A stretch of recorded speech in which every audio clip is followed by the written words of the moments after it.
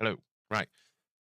I think that's working now. Are we working? Can we confirm I'm working? Can we confirm I'm working? I think I am.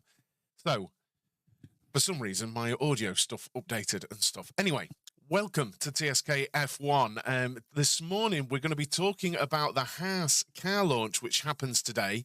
I'm going to be doing a little bit of analysis on the Alpine video that we saw recently. We're going to be talking about Lance Stroll and Fernando Alonso, and also Christian Horner and Red Bull. So let's fly straight into it.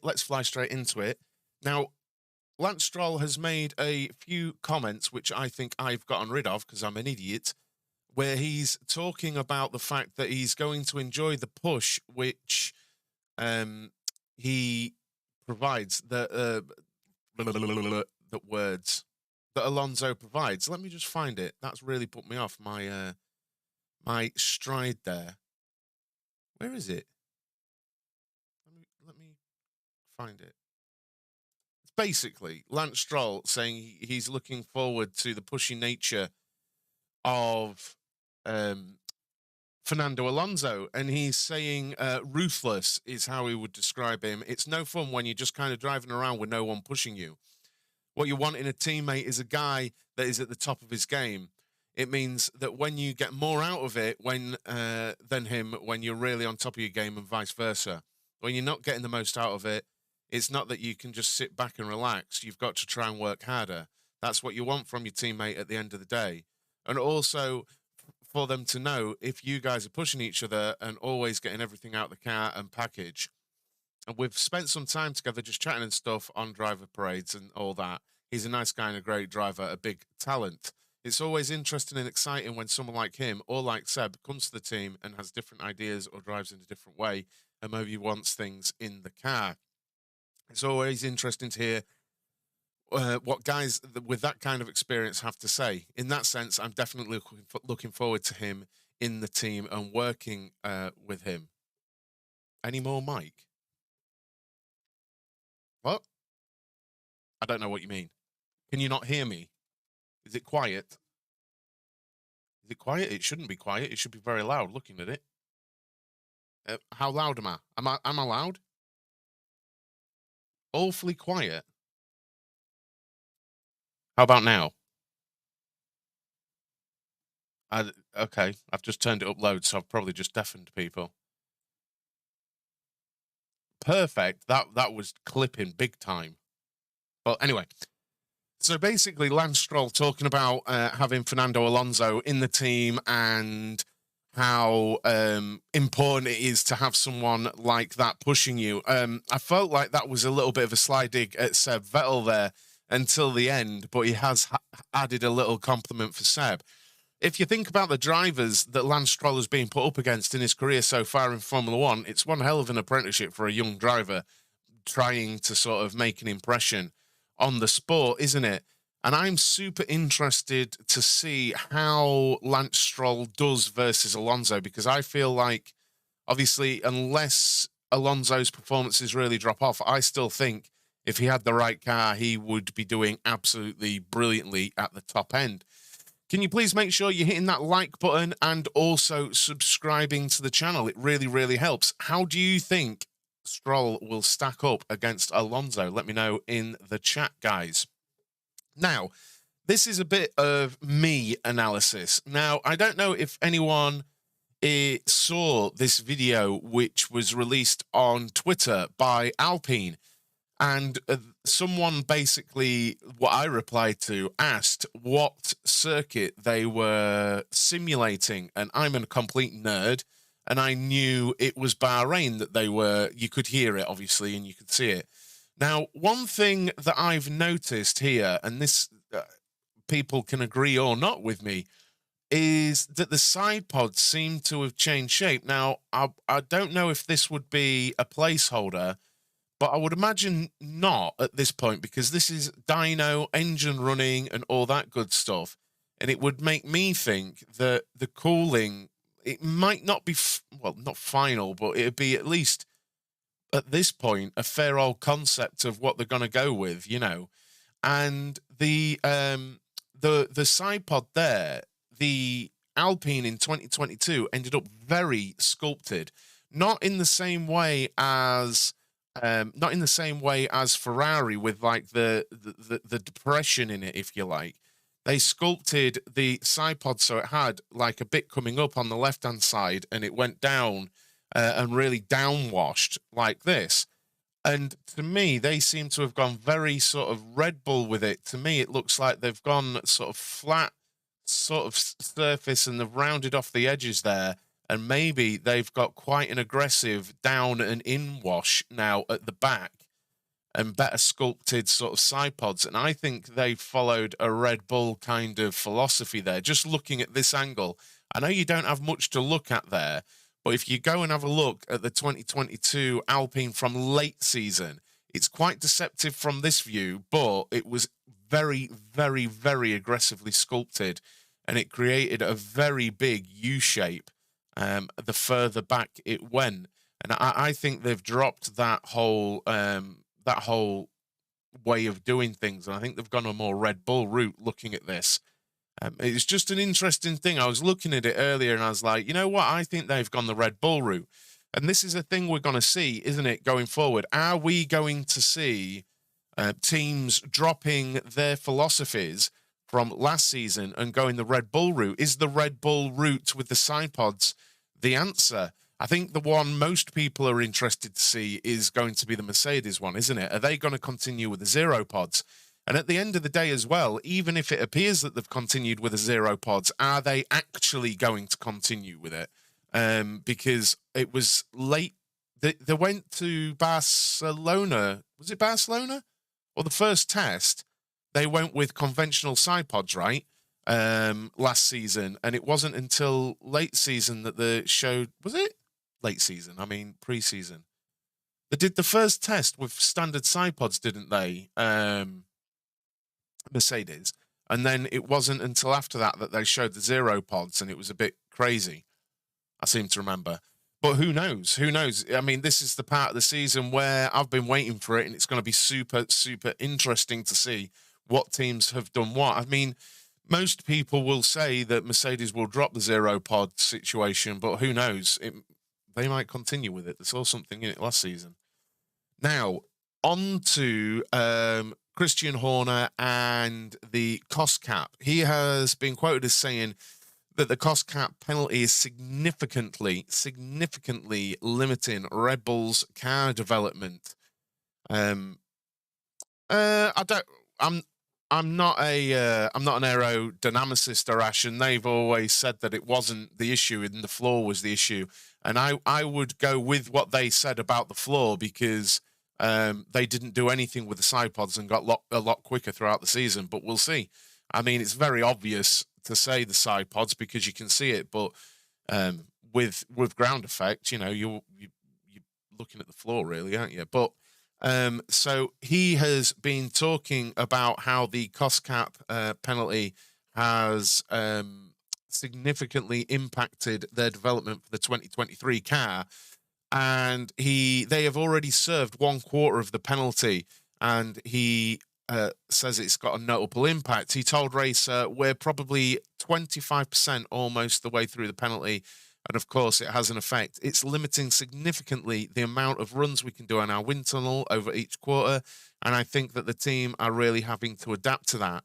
And it just means you have to be a bit more focused and more disciplined in what we put through the testing process within the wind tunnel and within our simulation tools. So it's another challenge, and it's a handicap for sure coming into this year. But we've got very capable people and are looking to obviously extract the best that we possibly can and apply ourselves in the most efficient and effective way. And he says, I think the principle of it is great, and it's driven efficiency with the cost saving and things like that, and with the cost cap. If I look at the business now compared to who it was 4 or 5 years ago, we'd have ended up with a lot of stock or spare parts that were brand new and never being used, and then they're just scrap. And now you just can't afford to have that. You've got to be effective and efficient.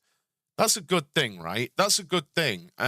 Look, I visited Alpine last year, and I was absolutely shocked, even still, at the level of wastage, and I should be able to say that, I couldn't believe the parts that were being produced to never be used. Like, I was in the machine shop where they were using, I've forgotten what they call them, but basically the electronic lathes, the CNC type machines, and they were cutting pieces of, I think it was titanium, for the DRS mechanism in the rear wing, and this was before Silverstone. And that week alone, they'd gone through 4 iterations of the DRS mechanism. So 3 of them would never, ever be used, but they'd made the part ready, because that's how Formula One is, in so much as you've made a design, you've made a change, get it made, and then we'll figure out what we're putting on the car later, sort of thing. We'll put the newest one we've got ready on the car. And that was before Silverstone. So it makes you wonder how much is made and wasted and so on like that. And that's under cost cap. So that's the crazy thing. They weren't scale parts. They were full scale bits ready to go on the car for the Silverstone race. And it just makes you think, how much were they making before, you know, because again, that was under cost cap regulations. So interesting comments there. I mean, he's been asked a question, and, you know, I think everyone, even Red Bull fans, would agree. We want them to feel the impact of that, because if it wasn't Red Bull that did it and it was Mercedes, Red Bull fans would want Mercedes to have felt the impact of the financial penalty, right? And me, as a neutral in that, I want to make sure that if a punishment is handed out, that it's felt, you know? And that is my opinion on that. Now, this is a concept. This is a concept thing that I thought I'd share, because I saw it on the internet and I thought I'd go with it as the cover photo today. The Haas F1 launch is today, and I'm super excited about that. I am going to be covering it later on the channel. It's at 2:00 GMT, the reveal, so I will be live for that and giving my reaction to it.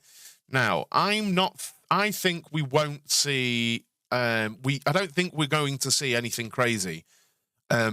If memory serves, Haas were the earliest team to get their car homologated before Christmas, which made me, they were really proud of it and the saying about it and stuff. But it just made me think, well, if your car's homologated that early, you've not got, you've not designed as long as possible. But we'll have to see. Wouldn't it be great if we get to see it? Do you think we're going to see the real car, or do you think we're going to see sort of what we saw last year, where we had the FIA cars sort of liver it up? Do you think we're going to see anything real from Haas today?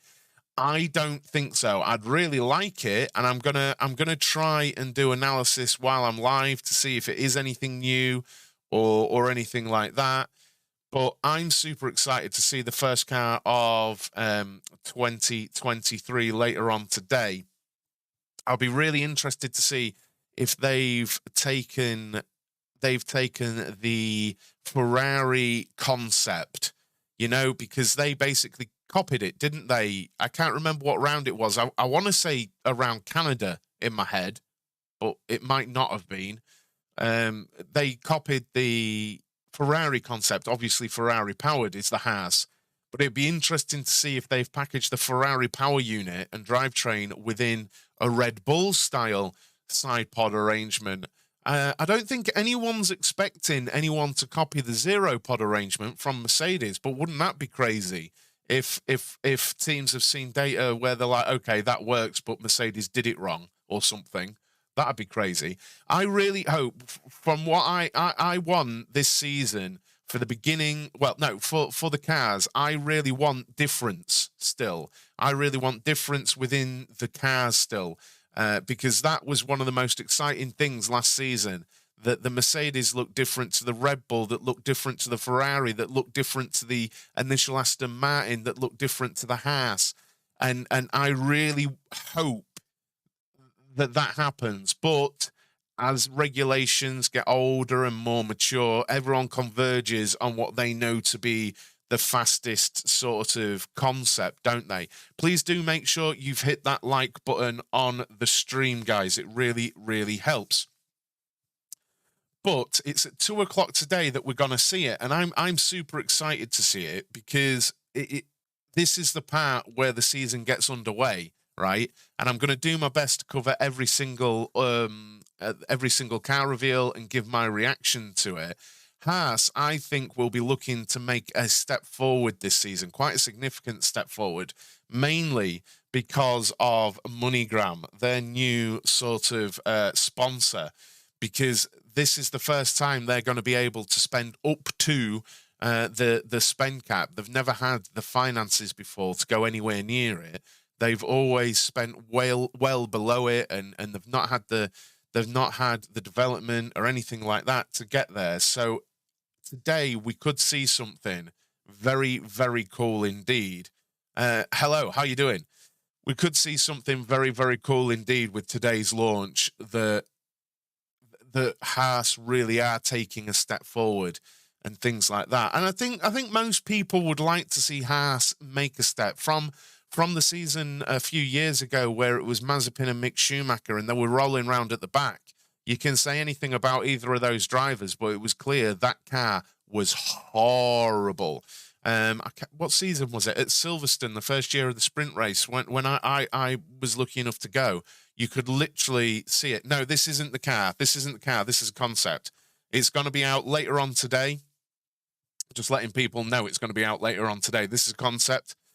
This is going to be out late. This is just a concept, though, for later on today. Though I think the livery may be different, but I think it might be similar to what you see. I don't think it's going to be anything crazy. 2021, but you could visually see the 2021 Haas for any of the drivers would have been horrible to drive. It was all over the place. Last year, I feel like Haas improved, and I'd like to see them move forward again, but it just depends, doesn't it? How much did they get any of this MoneyGram money in, or did they spend money knowing MoneyGram were there for this season? Have they moved forward? Do you think we'll see Haas take a step this season? What do you guys think? Especially now they've got Nico Hülkenberg. Will he challenge K-Mag? Will K-Mag better him? Will together they bring in more points than Schumacher and K-Mag did? Not sure. I'm not sure. I've shared my opinion plenty. I think that Mick Schumacher should have stayed at the team over Nico Hülkenberg, my own opinion. But I know a lot of people disagree with me big time on that. But yeah, please do make sure you smash the like on the stream and that you've subscribed to the channel, guys. Hulk, K-Mag, MSC. You really think that? You think Hulkenberg's better than K-Mag? That's an interesting one. I feel like K-Mag is going to score more points than Hülkenberg by far. I don't think it's by far. I don't think it's by far. I'm not sure. I'm not sure Hulkenberg's done anything in F1 to warrant the by far opinion, personally. But there we go. How you doing? Hello. This isn't the car, guys. This isn't the car. This is a concept that I found. It's out today. I'll be live at 2 o'clock with the reveal today. But yeah, there we are. That is the latest news for today. I'm super excited because as a lifelong F1 fan, you want the car reveals, you want this excitement, and it's all good, isn't it? It's all good. When we get to this part, we have the cars coming out, we get the testing, we get all the excitement and get to look at them, analyze them, and then a team might come along and just do something different or turn up to testing with a different car. Just can't wait. And testing is like next month. Very soon, isn't it? Very, very soon now, because in the next 2 weeks, all of the cars are going to have been revealed. Well, 2 weeks-ish. They were all going to have been revealed, and we'll see the 2023 contenders. So I'm looking forward to seeing it. Please do make sure you smash the like on the stream and subscribe to the channel because I am live every morning with the latest F1 news. So if you're into F1 and you want a daily dose of news every morning at 9 a.m., please subscribe and you'll get a little notification whenever I go live. I'm going to be live Charles Leclerc to Haas in 2025. Imagine that. Imagine that. I'm going to be live over on Twitch in a moment on twitch.tv/pit lanes with Assetto Corsa Competizione if you're into any of that stuff. Are you going to be streaming all the car reveals? Yes. I'm going to do my very best to be live for all of them. Yes, that's what I'm going to try and do, Spencer. If not, immediate reaction to them. I'll be making videos and all sorts on them as soon as I possibly can, but the intention is to be live for them all. All right, guys, I will see you in the morning, 9 a.m. or over on Twitch if you follow me over there. Thanks a lot for coming along. Really appreciate it. And I will see you in the morning. Cheers, guys. Bye-bye.